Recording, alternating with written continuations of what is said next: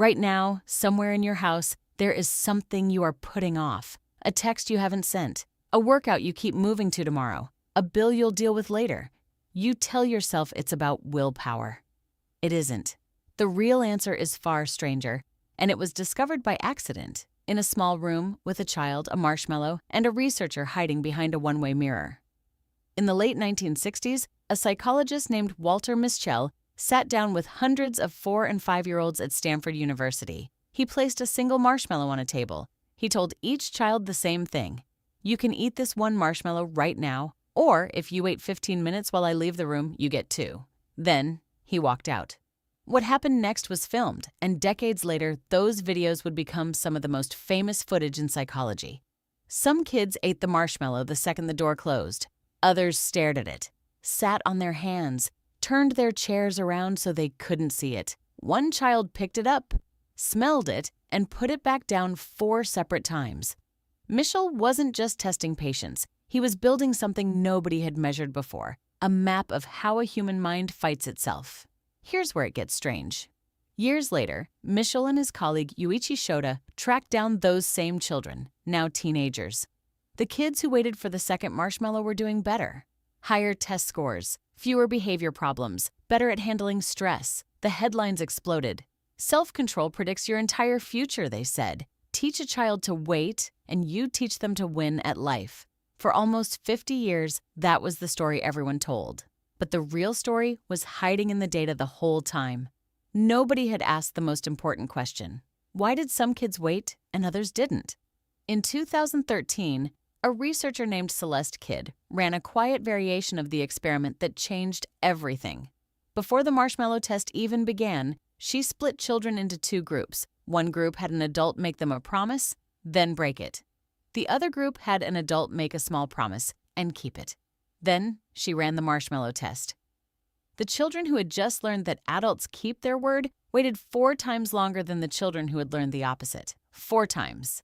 Think about what that means. The marshmallow test was never purely measuring willpower. It was measuring trust. A child who has learned that promises get broken has no logical reason to wait. Waiting only pays off if the second marshmallow is actually coming. Your brain isn't built to resist temptation in a vacuum. It's built to run a constant, silent calculation. Is this reward real? Is the person promising it reliable? Has the world so far kept its word to me?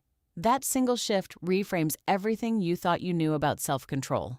In 2018, a researcher named Tyler Watts ran a much larger, more careful version of Mischel's original study, with a more diverse group of children and stricter scientific controls.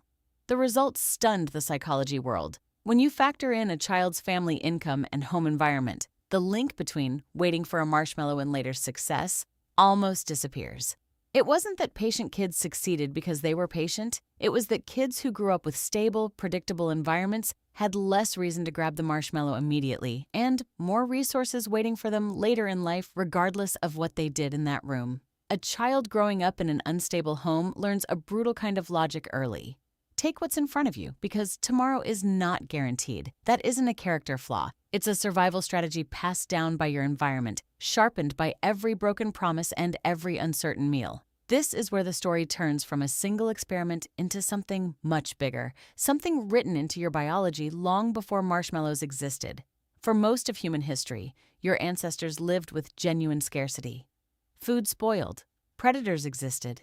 Tomorrow's meal was never promised. A brain that grabbed the guaranteed calorie today instead of gambling on a bigger one tomorrow was a brain that survived long enough to pass on its genes. You inherited that wiring. It still runs underneath every modern decision you make. That's why a single immediate text notification can feel more urgent than a long-term goal sitting quietly in the background of your life. Your ancestors' brains weren't built for retirement accounts or long-term diets. They were built for right now. So why can some people resist the marshmallow and others can't? It isn't a moral difference. It's an environmental one. Stability teaches your brain that waiting is safe. Chaos teaches your brain that waiting is a trap. Here's the twist that even surprised researchers studying this for decades. The marshmallow test was never measuring a fixed trait you're either born with or without. It was measuring a belief formed early about whether the world delivers on what it promises, and beliefs, unlike fixed traits, can shift. Kids' follow-up work showed something hopeful buried inside this. When children experienced even a handful of kept promises, their willingness to wait increased almost immediately. Trust wasn't a personality, it was a pattern, and patterns can change. Think about your own life for a second. The moments you struggled most with patience, with discipline, with waiting for the bigger reward. Were they really about weakness, or were they about a nervous system that had, somewhere along the way, learned that waiting doesn't always pay off? Now think about your phone. Every notification is a tiny marshmallow. Every scroll, every like, every dopamine hit is the small reward sitting right in front of you, engineered by people who understand exactly what Mischel discovered 60 years ago. The apps on your phone are not testing your willpower. They are exploiting the same calculation your brain has run since you were 4 years old. Is the bigger reward later actually coming? Or should I take what's guaranteed right now? The companies building those apps have spent billions of dollars answering a question Walter Mischel only had a marshmallow and a folding table to ask. And maybe that's the real reframe. You were never simply a person with good or bad self-control. You were, and still are, running an ancient calculation, shaped by every promise life ever kept or broke. The 4-year-old staring at that marshmallow wasn't weak, and the one who waited wasn't strong. They were both reading the only evidence they had about whether the world could be trusted to deliver. So the next time you catch yourself reaching for the easy reward instead of the bigger one waiting down the road, don't call it a failure of willpower. Ask yourself a quieter question instead. What has your life taught you about whether good things actually come to those who wait? Because somewhere in your house right now, there's still something you're putting off. And the real answer for why isn't weakness at all. It's a story your brain has been writing about trust since before you could even speak.